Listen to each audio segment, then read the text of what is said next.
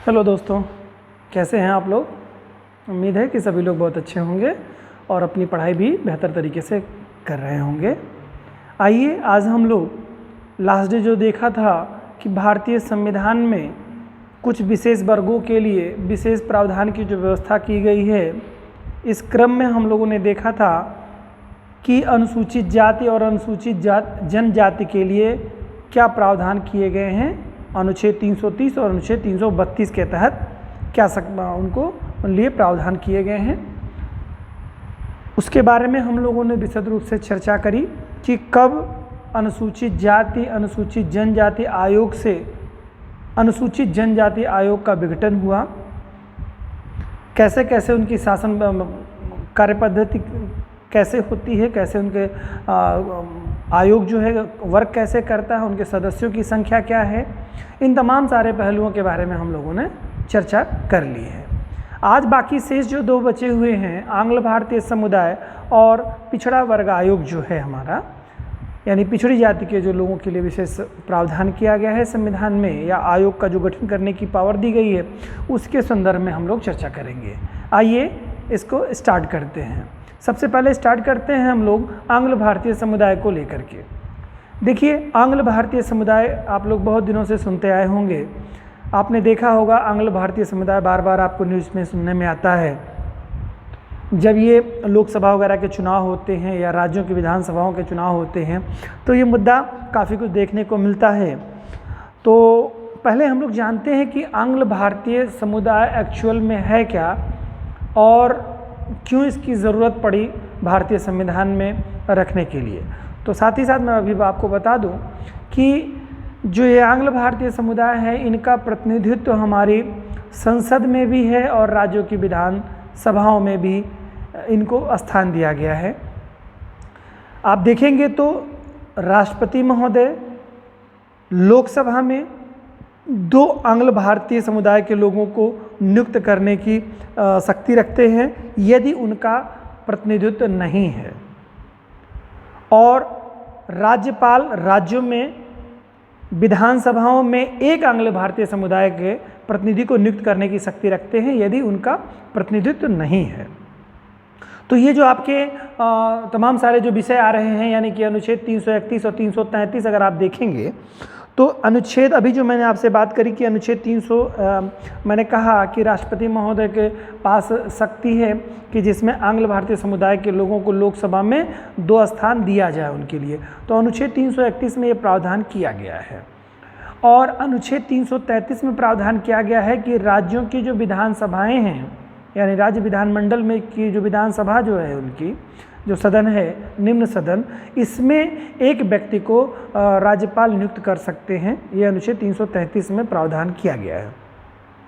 तो ये आंग्ल भारतीय समुदाय होते कौन हैं और ये कब से आए और अभी तक भारतीय संविधान में क्यों बने हुए हैं।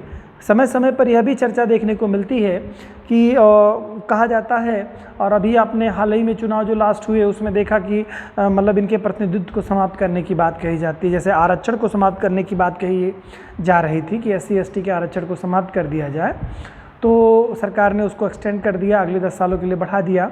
उसी तरह से आंग्ल भारतीय समुदाय के लिए भी व्यवस्था थी कि 2020 तक इसको समाप्त कर दिया जाए और इनका प्रतिनिधित्व समाप्त कर दिया जाए, लेकिन ऐसा हुआ नहीं। सरकार ने इसको भी एक्सटेंड कर दिया, बढ़ा दिया आगे के वर्षों के लिए। उसके बाद विचार किया जाएगा कि इनकी सदस्यता, मतलब इनको जो सीटें दी जाती है, आरक्षण दिया जाता है, वो आरक्षण दिया जाए कि न दिया जाए। ठीक है, ये व्यवस्था इसमें प्रावधान किया गया।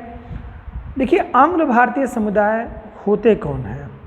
एक्चुअल में क्या है कि उस दौर में जब हम लोग गुलाम थे, भारत गुलाम था, उस समय जो अंग्रेज अधिकारी ऑफिसर्स आकर के यहाँ पर स्टे करते थे और उनका यहाँ की भारतीय महिला से एक तरह से कहिए कोई अफेयर हो जाता था, और या उनके साथ कहिए कि वैवाहिक संबंध स्थापित कर लेते थे।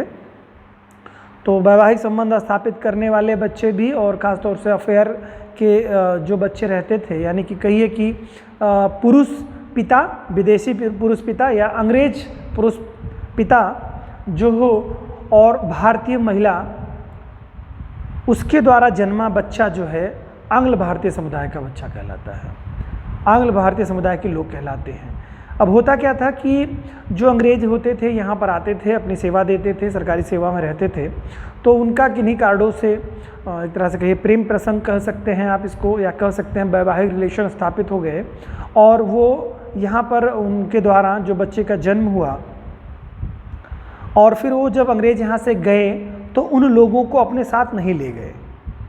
जो भी कारण रहे हों, किन कारणों से नहीं ले गए, शायद वो अपनी ज़रूरतों के लिए यहाँ पर विवाह किए रहे होंगे, या जो भी अपने कारण रहे हों, उनके अपने व्यक्तिगत कारण थे, तो वो इन लोगों को अपने साथ विदेश नहीं ले गए, मतलब अपने देश जहाँ से आए थे इंग्लैंड से, वहाँ नहीं ले गए। तो उनके द्वारा मतलब वो लोग यहीं रह गए, तो वो माँ रह गई, उनके बच्चे रह गए यहाँ पर। तो ये वही लोग हैं, वही माँ के बच्चे हैं जो अंग्रेज पिता और भारतीय माता से उत्पन्न हुए हैं। इन्हें ही आंग्ल भारतीय लोग कहलाते हैं, और इन्हीं को ही आरक्षण देने की बात भारतीय संविधान के अनुच्छेद 331 और 333 के तहत दी गई है। 331 के तहत संसद में राष्ट्रपति को शक्ति दी गई है कि लोकसभा में उसको सीटें, उनके लिए 2 सीटें रिजर्व करें अगर प्रतिनिधित्व नहीं है, और राज्य विधानसभाओं को यह शक्ति दी गई है अनुच्छेद 333 के तहत कि राज्यपाल प्रतिनिधित्व न होने पर आंग्ल भारतीय समुदाय के लोगों का 1 सीट वहाँ पर रिजर्व किया जाएगा। उम्मीद है समझ गए होंगे आप लोग आंग्ल भारतीय समुदाय क्या है।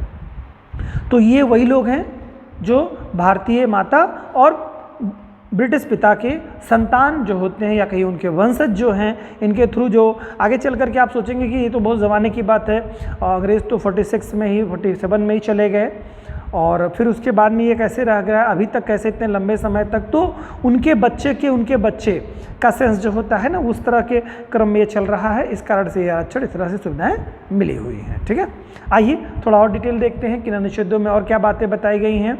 जैसे मैंने भी बताया कि विधान के बारे में अनुच्छेद 330 और 332 जो था आपका, ये क्या था, आपको संसद को एक तरह से कहिए कि शक्ति दी गई, राष्ट्रपति को शक्ति दी गई थी कि अनुसूचित जाति के लोगों को एक तरह से कहिए कि प्रतिनिधित्व देने के बारे में, मतलब लोकसभा में प्रतिनिधित्व देने के बारे में था। जो 84 सीटें आप लोगों ने देखी थी, 84 सीटें अनुसूचित जाति के लिए और 47 सीटें अनुसूचित जनजाति के लिए जो प्रावधान किया गया था, ये लोकसभा में ये व्यवस्था की गई थी अनुच्छेद 330 के तहत अनुसूचित जाति के लिए, अनुसूचित जनजाति के लिए। इसके अलावा आपने क्या विधानमंडलों में भी देखा था, अनुच्छेद 332 के तहत बताया गया कि राज्य विधानमंडलों में भी उनको सीटें आरक्षित रहेंगी। जिस हिसाब से अब आरक्षण का क्रम भी मैंने कल बताया था आप लोगों को कि इस रूप में होगा कि प्रतिनिधित्व उस स्टेट में उस जनसंख्या का, उस आबादी का, यानी SC का या ST का प्रतिनिधित्व कितना है, उसके आधार पर सीटें आरक्षित की जाएंगी। ठीक है, ये समान आरक्षण के फार्मूले पे वर्क नहीं कर रहा है, नहीं करता है, और अगर उस फार्मूले पे वर्क करता है, अगर जनसंख्या उसकी रिक्वायरमेंट को पूरी करती है तो उसके अनुरूप भी कार्य करता है। ठीक है, अगर कहीं जनसंख्या नहीं है SC की, तो उस राज्य में विधानसभाओं में उनको आरक्षित सीटें नहीं मिली हुई, जैसा कि मैंने कल बताया था कि अरुणाचल प्रदेश में ऐसी व्यवस्था नहीं की गई है। ठीक है, कुछ जगहों पर पंचायतों के चुनाव में या इस तरह की चीज़ों में आप लोगों ने पढ़ा था, तो वहाँ पे देख लीजिएगा आप लोग लास्ट वीडियो जो है। आइए इसको और डिटेल करते हैं, अनुच्छेदों को भी एक एक करके बारीकी से देखते हैं और समझने का प्रयास करते हैं इसमें और क्या गूढ़ता है और क्या चीज़ें इसमें हैं जो आपके एग्ज़ाम के पॉइंट ऑफ व्यू से इम्पॉर्टेंट हैं। देखिए, इसमें पहले मैंने अभी आपको जैसे जिक्र किया कि आंग्ल भारतीय समुदाय का प्रतिनिधित्व के संदर्भ में, तो मैंने बताया आपको संविधान के अनुच्छेद 331 और 333 के तहत जो प्रावधान किया गया है, ये के तहत लोकसभा और राज्य विधान मंडलों में बात की गई है। अनुच्छेद 331 के तहत लोकसभा में व्यवस्था दी गई है किसके लिए, आंग्ल भारतीय समुदाय के 2 प्रतिनिधियों को नियुक्त करने की, और अनुच्छेद 333 में राज्य विधान मंडलों में 1 आंग्ल भारतीय समुदाय के प्रतिनिधि को नियुक्त करने की शक्ति दी गई है। किसको, यहाँ पर राज्यों के विधान मंडलों में देखेंगे तो आदरणीय राज्यपाल महोदय दिखाई देंगे इस शक्ति का प्रयोग करते हुए, और अगर हम बात करेंगे कि संसद के लोकसभा के बारे में, तो वहाँ राष्ट्रपति, आदरणीय राष्ट्रपति महोदय हमको दिखाई देंगे कि वो शक्ति का प्रयोग कर रहे हैं आंग्ल भारतीय के प्रतिनिधित्व को दिलाने में। ठीक है, आगे देखते हैं बच्चों, अनुच्छेद 336 के 1 व 2 में क्या बात बताई गई है। इसके अनुसार कहा गया है कि आंग्ल भारतीयों को नौकरियों में आरक्षण प्राप्त है तथा, देखिए, भारतीयों को, आंग्ल भारतीय जो मतलब लोग हैं, इनको लोकसभा और राज्यों की विधानसभाओं में तो आरक्षण प्राप्त ही प्राप्त हैं, साथ ही साथ अनुच्छेद 336 के तहत देखेंगे। देखिए आरक्षण कहाँ प्राप्त है, लोकसभा में और राज्यों की विधानसभाओं में आरक्षण इनको प्राप्त है। इसके लिए आर्टिकल मैंने बताया 331 संसद के लिए है, यानी संसद मीन्स लोकसभा के लिए है, और 333 जो है वो किसके लिए है, विधानमंडलों के लिए है। ठीक है, विधानमंडल यानी विधानसभाओं के लिए। ठीक है, इसके अलावा नौकरी में आरक्षण की जो बात कहता है, नौकरी में जैसे SC ST को भी आरक्षण दिया गया है, उसी तरह से आंग्ल भारतीय समुदाय के लोगों को भी इसी नौकरी में, जॉब्स में आरक्षण दिए गए हैं। उसमें 336 के 1 और 2 में ये बात बताई गई है कि कोई आंग्ल भारतीय समुदाय का व्यक्ति है तो उसको सरकारी सेवा में, नौकरी में भी आरक्षण देने की व्यवस्था की गई है। साथ ही साथ अनुच्छेद 337 में जो बात बताई गई उसमें कहा गया है आंग्ल भारतीय छात्रों को शिक्षा में विशेष अनुदान का प्रावधान भी किया गया है। तो दो बातें बड़ी महत्वपूर्ण है, इसमें ध्यान रखिएगा। अनुच्छेद 336 के 1, 2 और अनुच्छेद 37। अनुच्छेद 336 के 1, 2 में बताया गया है नौकरी में आरक्षण आंग्ल भारतीय समुदाय को देने की बात कही गई है। वहीं शिक्षण संस्थानों की बात अगर हम करेंगे, शिक्षण तो वहाँ पर भी कुछ उपबंधित किए गए हैं। शिक्षण संस्थानों में उनको आरक्षण देने की जो बात कही गई है, मतलब विशेष अनुदान देने की बात कही, शिक्षा के लिए अनुदान उनको दिया जाएगा, यानी कहीं कि स्कॉलरशिप वगैरह देने की जो व्यवस्था की गई है वो जैसे देखिए SC ST को स्कॉलरशिप मिलती है, उसी तरह से आंग्ल भारतीय समुदाय के लोगों को भी स्कॉलरशिप का प्रावधान किया गया। अल्पसंख्यकों के लिए भी सरकारें व्यवस्था करती है शुल्क देने के लिए, एक तरह से कहिए प्रावधान करती है कि उनको भी सब्सिडी दी जाए, उनको एक तरह से कहिए सुविधा दी जाए या प्रावधान, विशेष अनुदान दिया जाए उन्हें, इस तरह का प्रावधान। तो ये आप ध्यान रखिएगा 337 जो है आंग्ल भारतीय समुदाय के लोगों को विशेष अनुदान देने की व्यवस्था की जाती है। अनुदान में आपको स्कॉलरशिप के तौर पे ही चीज़ें दी जाती हैं। ठीक है, आगे की शेष पढ़ाई के लिए। ठीक है, ये तो बात हो गई। तो अनुच्छेद 336, 337 आपको पता हो गया, अनुच्छेद 331 और 333 पता हो गया। क्या बातें बताते हैं, अब आगे देखते हैं, पुरानी चीज़ थोड़ी रिकॉल करते हैं।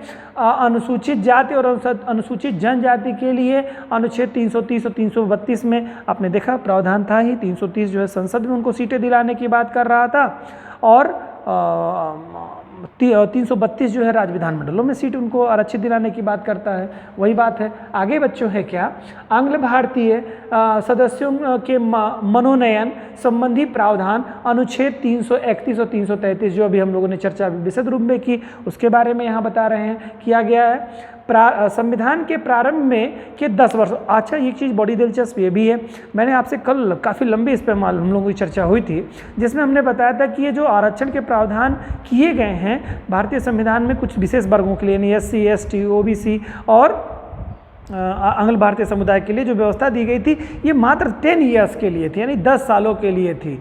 तो उसी तरह से आंग्ल भारतीय समुदाय को जो फैसिलिटीज़ दी जा रही है, सुविधाएं दी जा रही है, वो 10 सालों के लिए दी गई थी। लेकिन समय के साथ साथ मैंने आपसे बताया ही था कि राजनीतिक एक तरह से कहिए लाभ लेने के चक्कर में लोगों ने इसको एक्सटेंड करते हुए काफ़ी लंबे समय तक बढ़ाया, या कहिए प्रतिनिधित्व, जिस मकसद के साथ प्रतिनिधित्व देने की बात कही गई थी वो विज़न पूरा नहीं हो पाया।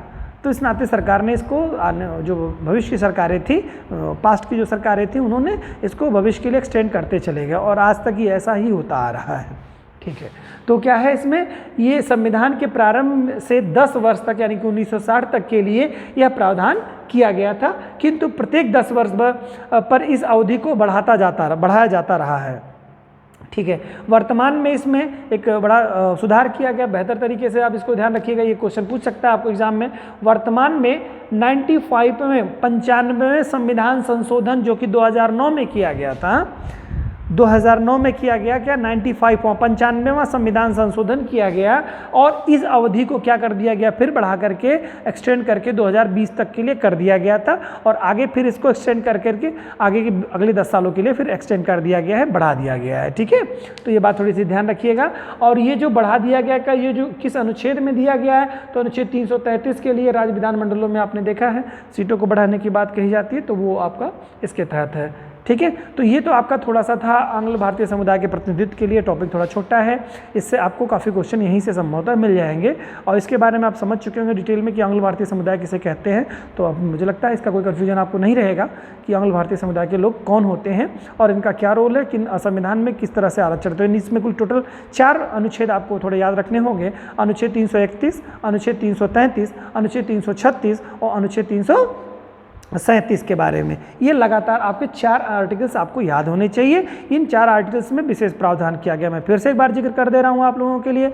331 में क्या किया गया, संसद में इनको सीटें आरक्षित करने की बात कही गई है, 2 सीटें है ना, दे सकते हैं राष्ट्रपति महोदय।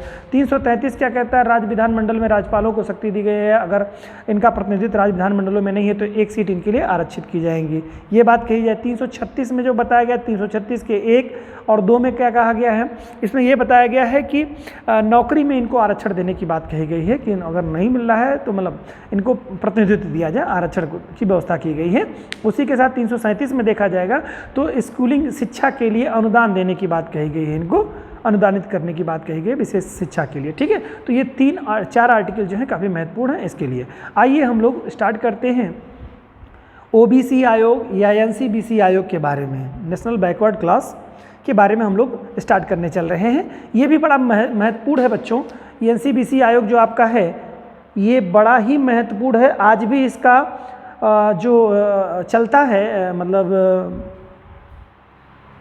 चर्चाएं जो चलती हैं अभी संसद में, आप लोगों ने देखा है रिसेंटली, अभी आपको मतलब 2 दिन की पहले की घटना है कि संसद से ओबीसी बिल पास हो गया, सीटों को लेकर के, आरक्षण को लेकर के और तमाम सारे विषयों पे उस पर चर्चा को लेकर के।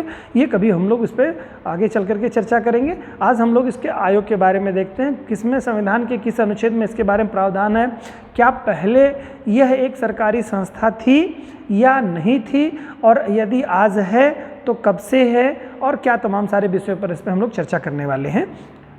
इसी को ही पिछड़ा वर्ग आयोग भी कहते हैं, एनसीबीसी आयोग भी के नाम से भी जानते हैं, ठीक है। आइए इसको देखते हैं, एक एक की डिटेल करते हैं कि नेशनल इसमें पिछड़े वर्ग के संदर्भ में देखते हैं पिछड़ा वर्ग आयोग के प्रावधान कहाँ कहाँ गए किए गए हमारे संविधान में। तो इसमें देखते हैं, जैसे देखिए मैंने अभी बार बार आपको बताया कि सभी के लिए एससी एसटी आंग्ल भारतीय संविधान और बीसी के लिए ये प्रावधान पहले से ही संविधान में दिए गए हैं, लेकिन चूंकि जो एक पिछड़ा वर्ग आयोग है इसको संवैधानिक दर्जा नहीं दिया गया है ना, समय के साथ बड़ा काफ़ी संघर्ष करना पड़ा, इसके लिए बहुत सारे अधिकारों को लेकर के लड़ना पड़ा। बीपीसी मंडल कमीशन गठित किया गया, मंडल कमीशन संस्तुति दी और उस संस्तुति के आधार पर इनको आरक्षण की व्यवस्था की गई, फिर उनके कमीशन भी नहीं गठित किए गए, फिर आगे चल करके अभी रिसेंटली 2018 में कमीशन का गठन किया गया। तो बहुत सारी बातें इसके संदर्भ में हम लोगों के हैं, लेकिन पहले हम इसको थोड़ा हिस्टोरिकल इसका बैकग्राउंड थोड़ा देखते हैं, फिर इसके बाद में हम लोग आगे के क्रम में इसमें आगे बढ़ते हैं। तो पिछड़ा वर्ग आयोग संबंधी जो प्रावधान है उस संविधान में क्या क्या कहता है, वो कह रहा है प्रायः पिछड़े वर्ग के अंतर्गत उन जातियों को शामिल किया जाता है। कौन लोग पिछड़े वर्ग के अंतर्गत आते हैं, वो बड़ा महत्वपूर्ण, इस पर देखेंगे। सामाजिक और शैक्षणिक, तो पूछता है बीसी आयोग यानी कि जो आपको आरक्षण मिलता है ओबीसी का, या बीसी कहिए या एनसीबीसी कहिए, एनसीबीसी आयोग है, अब इसी के बारे में हम लोग चर्चा करेंगे डिटेल में। तो किस आधार पर आरक्षण दिया गया है बीसीओ को, तो उसमें बताया जाता है सामाजिक और शैक्षणिक दोनों आधारों पर, यानी कि सामाजिक रूप से पिछड़े हैं तो उनको आरक्षण देकर के आगे की मूलधारा में आगे लाया जाए, बढ़ाया जाए उनको, और साथ ही साथ शैक्षणिक संस्थानों में भी उनको सुविधाएं दी जाएं, ठीक है, फैसिलिटीज दी जाए। दोनों दृष्टि से पिछड़े जो हैं वो इस श्रेणी में आपके आते हैं। इसका निर्धारण केंद्र एवं राज्य सरकारों द्वारा किया जाता है, तो मतलब समय समय पर केंद्र सरकारें, जो राज्य सरकारें इसका निर्धारित करती रहती हैं कि कुछ जातियों को बीसी की कैटेगरी में रख देती हैं और फिर बीसी में ना बेहतर होने की मतलब बैकवर्ड क्लास में रख देती हैं, बैकवर्ड क्लास में से कुछ सरकारें आती हैं तो उनको एससी आयोग में मतलब एससी में की श्रेणी में रख देती हैं। तो इस तरह के बड़े फेरबदल होते रहते हैं। तो वहाँ पर यही बात बताए कि सरकारें अगर चाहें किसी जाति को, मान लो आप सरकार हैं, केंद्र सरकार हैं, आपको लगता है कि कुछ जातियाँ जो हैं सामाजिक और शैक्षणिक रूप से काफ़ी पिछड़ी हुई हैं, तो आप क्या कर सकते हैं, उसको बैकवर्ड क्लास में डाल सकते हैं। कोई राज्य सरकार चाहती है कि वो कुछ जातियाँ ऐसी हैं जो सामाजिक रूप से काफ़ी पिछड़ी हुई हैं, सामाजिक रूप से पिछड़ी हुई हैं और शैक्षणिक रूप से पिछड़ी हुई हैं, तो उनको आप बीसी आयोग मतलब उसमें बीसी की श्रेणी में रख सकते हैं। और सरकार को जब लगता है कि नहीं ये मतलब जो है अब पिछड़े नहीं रह गए हैं ये, तो उनको क्या कर सकता है, क्रीमी लेयर के दायरे में रख देगा उसको, मतलब अनारक्षित की श्रेणी में चलाएगा। उसके बारे में भी चर्चा करेंगे, अभी हम लोग एक एक करके सब देखेंगे। देखिए क्या कहता है अनुच्छेद 340 जो कहता है वो इसके बारे में विशेष प्रावधान करता है, तो बहुत ही महत्वपूर्ण आर्टिकल है, इसको आप याद रखिएगा। 340 अनुच्छेद 340 जो क्या कहता है, इसके तहत राष्ट्रपति महोदय, देखिए कोई भी कार्य जो होता है, कार्यपालिका के सारे कार्य किसके नाम से किए जाते हैं, आदरणीय राष्ट्रपति के महोदय के नाम से। करती तो संसद है लेकिन नाम होता है राष्ट्रपति महोदय का। तो ये सारे काम जो करेगी वो संसद करेगी, यानी प्रधानमंत्री करेगा या मंत्रिपरिषद करेगी, लेकिन नाम किसका होगा, राष्ट्रपति महोदय का नाम हो रहा है, ठीक है।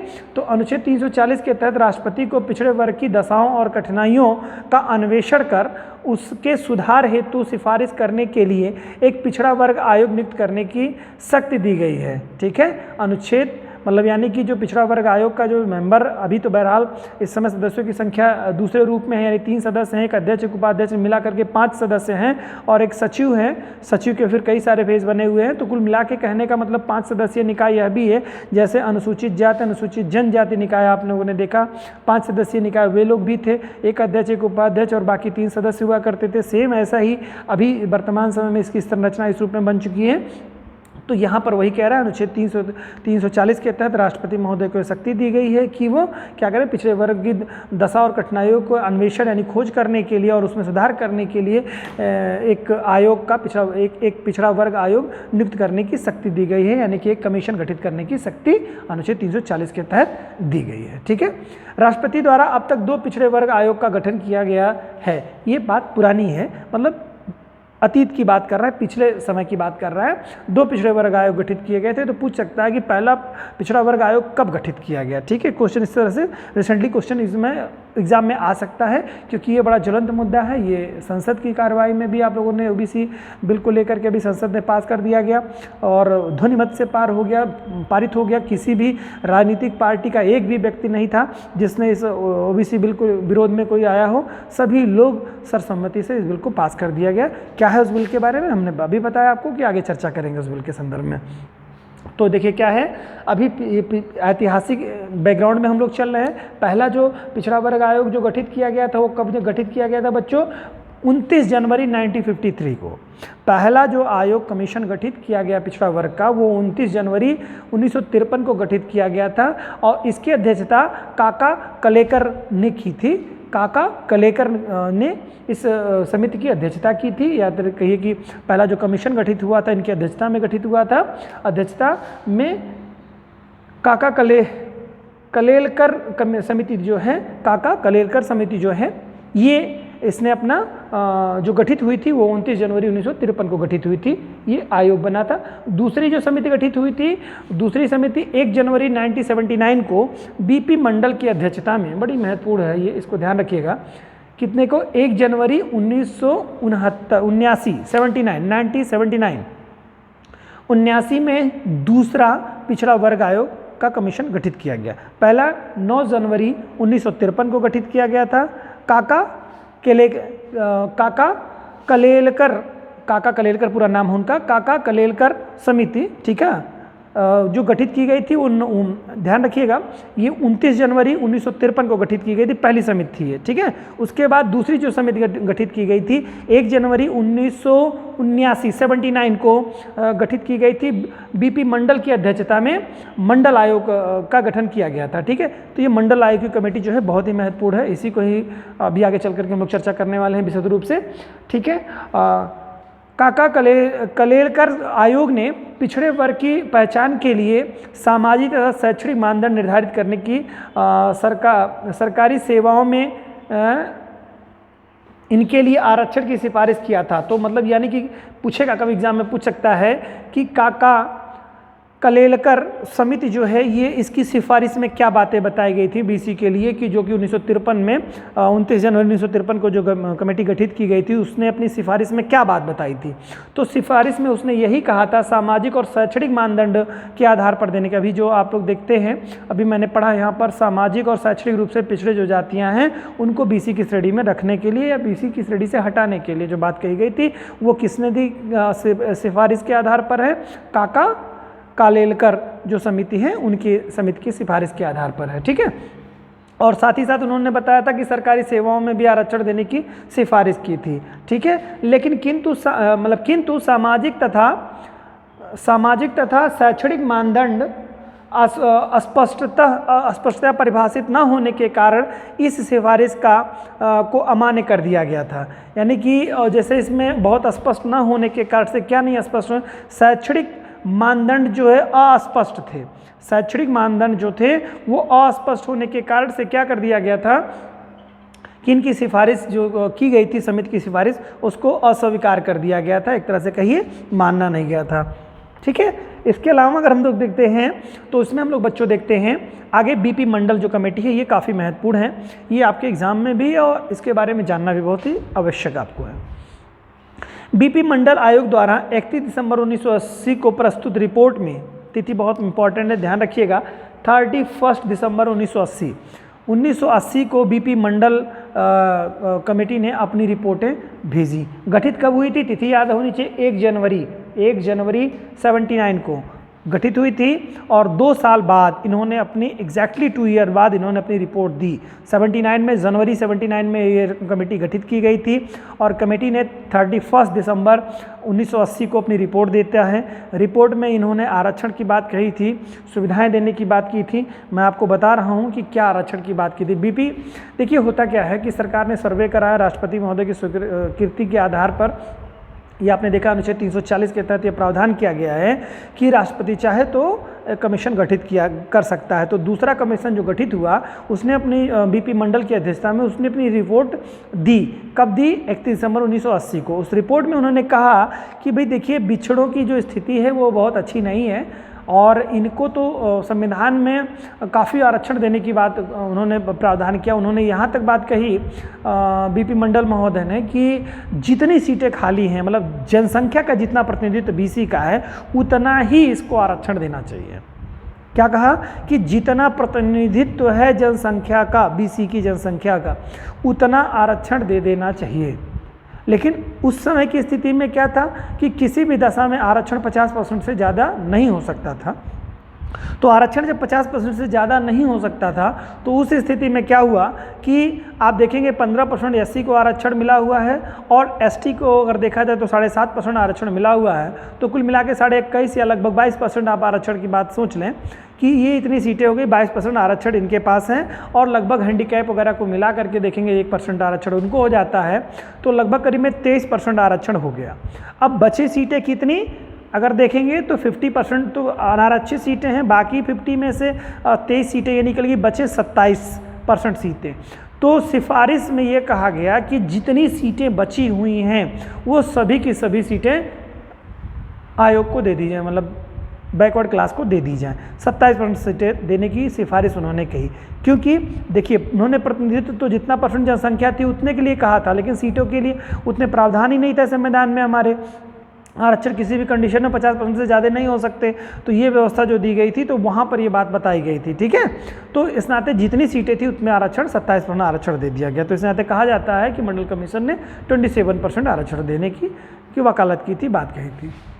लेकिन जान लीजिए हुआ क्या कि ये इतना ज़बरदस्त इसका जब ये रिपोर्ट अपनी आती है, मंडल कमीशन अपनी सिफारिश देता है और सरकार इसको पटल पे रखती है, इतना ज़बरदस्त तरीके से हंगामा होता है। लोग जो सवर्ण कैटेगरी के बच्चे हैं वो इसका इतनी पुरजोर तरीके से विरोध करते हैं। मंडल का और मंडल की बात होने लगती है। कास्टिज्म और सांप्रदायिकता इतनी, मतलब एक तरह से कहिए कि जातिवाद इतनी तेज़ी से हावी हो जाता है और इतनी हिंसा होने लगती है और लोग अपने आत्मदाह की स्थिति में लोग आ जाते हैं। बहुत सारे जो सवर्ण कैटेगरी के बच्चे हैं वो अपना आत्मदाह कर लेते हैं और बहुत सारे लोगों की मौत हो जाती है और सड़कों पर बड़े पैमाने पर हिंसा होती है।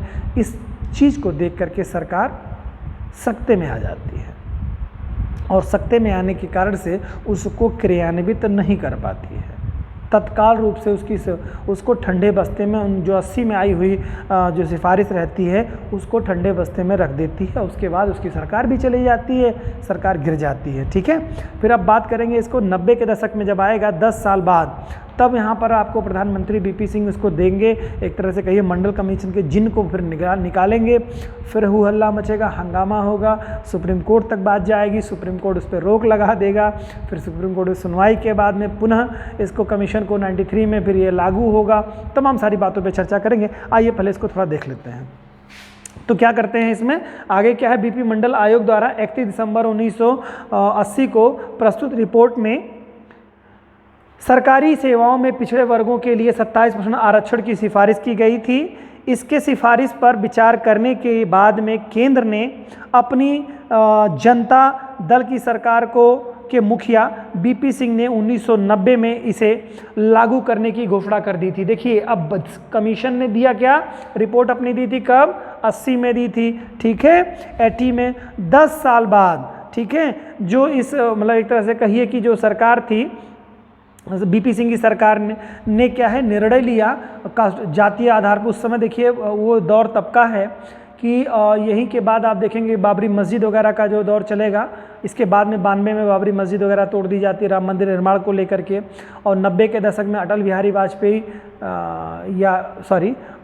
वाजपेयी नहीं, अडवाणी जी अपनी रथ यात्रा निकालते हैं गुजरात से लेकर के और पूरे भारत में भ्रमण करने की बात करते हैं, वो हिंदुत्व को जोड़ने की बात करते हैं। तो उस समय ये जो बीपी मंडल एक तरह से बीपी सिंह से जो सरकार रहती है, बीपी सिंह सरकार मतलब पिछड़ों की राजनीति करने के आधार पर एक तरह से कहीं आरक्षण देने की संभवतः से प्लानिंग करते हैं ये कि उधर हिंदुत्व एक तरफ चल रहा होता है लोगों के मध्य में, दूसरी तरफ ये बीसी को साधने के लिए आरक्षण की प्रावधान की व्यवस्था करते हैं और उसमें बड़े पैमाने पर हिंसा होती है, सरकार मतलब बैकफुट पे आती है और फिर उसके बाद में कोर्ट के निर्णय के आधार पर जो निर्णय होता है फिर आगे के क्रम में उसको लागू किया जाता है। तो फिर क्या होता है, सिफारिश लगभग उस पर अमल करने में देखिए 10 साल लग जाते हैं।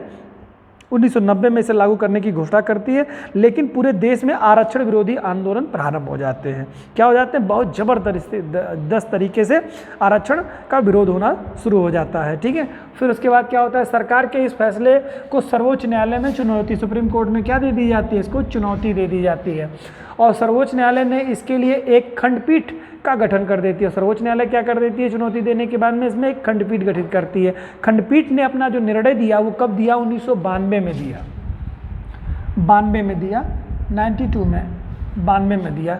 क्या दिया निर्णय ने खंडपीठ ने, खंडपीठ ने निर्णय दिया कि भाई देखो सबको आरक्षण 27% आरक्षण देने की बात कर रहे हो, सबको देने की बात कर रहे हो, ठीक है, लेकिन एक तरह से ये इस रूप में नहीं लागू होगा जिस रूप में आप देना चाह रहे हो, है ना। ये लागू इस रूप में होगा, एक तरह से अगर मोटे व्यवहारिक शब्दों में हम समझने की कोशिश करें तो इसमें यही बात कही गई कि सभी बीसी को आरक्षण नहीं दिया जाएगा, उन्हीं बीसी के लोगों को, बैकवर्ड क्लास के लोगों को आरक्षण दिया जाएगा जो क्रीमी लेयर के दायरे के अंदर आते हैं।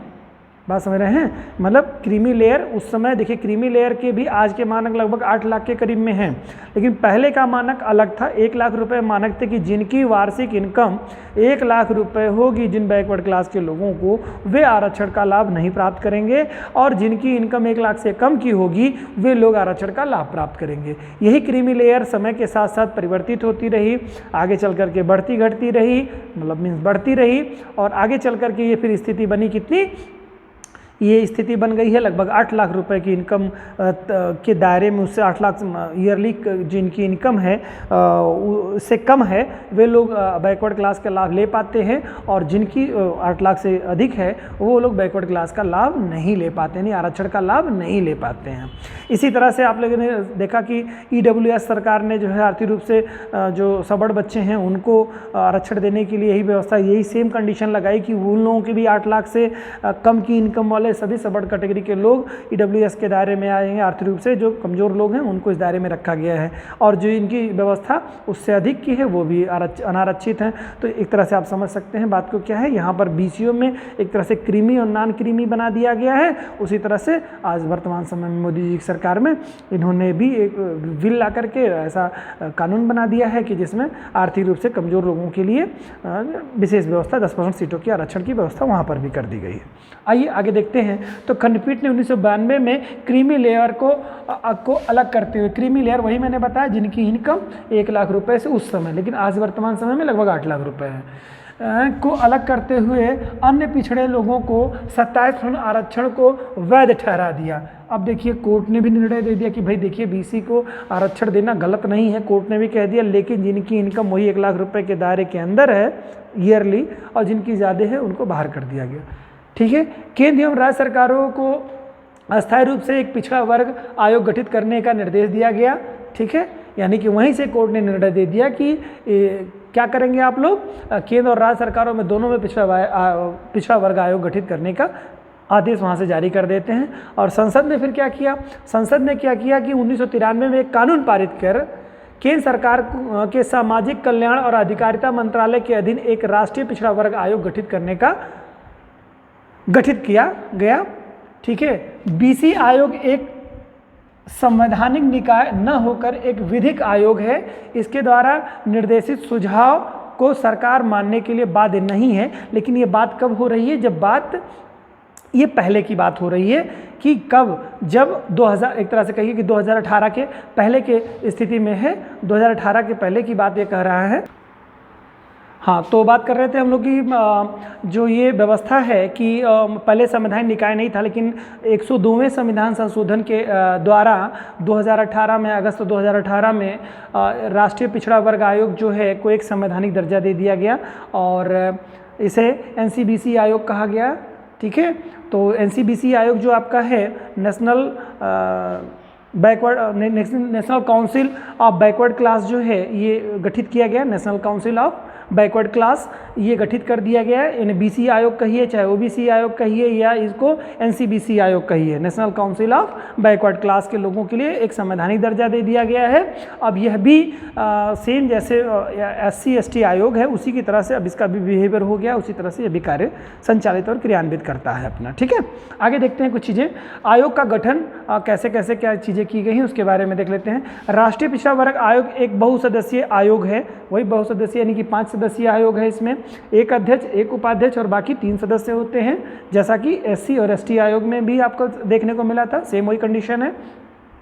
इसमें अध्यक्ष सहित 5 सदस्य होते हैं, सेम वही बात है। इस आयोग का अध्यक्ष सुप्रीम कोर्ट और हाई कोर्ट के वर्तमान अथवा सेवानिवृत्त न्यायाधीश होते हैं। मतलब यानी कि यहाँ कर ये मतलब इनके लिए भी न्यायपालिका से मेंबर होना ज़रूरी होता है, जैसे और जगहों पर है। ठीक है, तो क्या कर दिया जाता है इसमें? हाई कोर्ट या सुप्रीम कोर्ट का चीफ जस्टिस रहा हो, न्यायाधीश रहा हो, तो इसका सदस्य बन सकता है ये। ठीक है, अध्यक्ष होने के लिए बात कही गई है।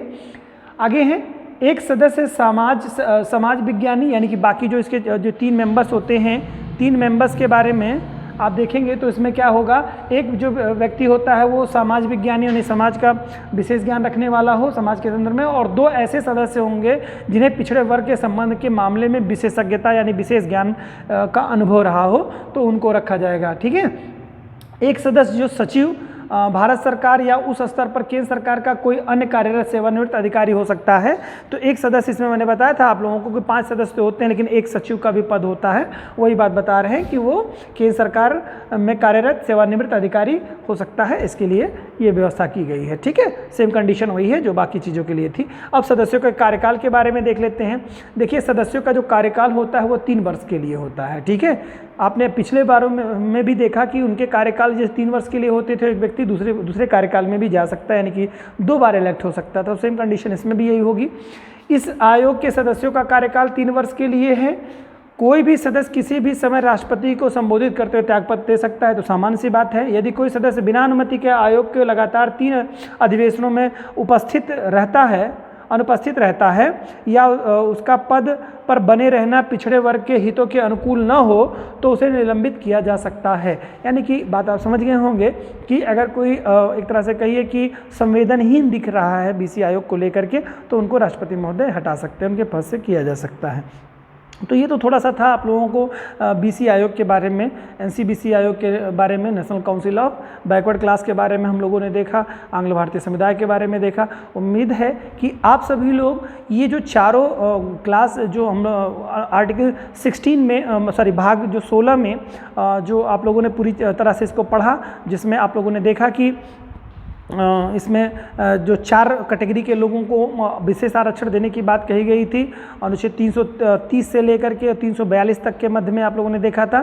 330 से 342 यानी 12 आर्टिकल्स के बारे में कल हम लोगों ने बात की थी। इसमें 4 लोगों के लिए विशेष प्रावधान किए गए हैं, अनुसूचित जाति, अनुसूचित जनजाति, आंग्ल भारतीय समुदाय और पिछड़े वर्ग के लिए प्रावधान किए गए थे। तो आज हम लोगों ने इन चारों के बारे में जो संविधान में उल्लेखित बातें बताई गई हैं, जो इनके लिए सुविधाएँ दी गई हैं, इनको आगे उत्थान करने के लिए जो प्रावधान किए गए हैं, इन सभी विषयों पर हम लोगों ने चर्चा की। अब उम्मीद है कि आप लोग इस स्थिति में आ चुके होंगे कि इनके संदर्भ में कोई लेख अगर आपको लिखने को आता है, कोई टिप्पणी लिखने को आती है, तो आप अच्छी तरीके से लिख पाएंगे। और साथ ही साथ आपके पास तथ्य भी उपलब्ध हो गए हैं कि एक किन अनुच्छेदों के माध्यम से किसका प्रतिनिधित्व हो रहा है। उम्मीद है ये वीडियो आपको प्री और मेंस दोनों में बहुत काम आएगा। आप लोगों ने इतना ध्यान से इस वीडियो को देखा सुना, इसके लिए बहुत बहुत धन्यवाद आपको।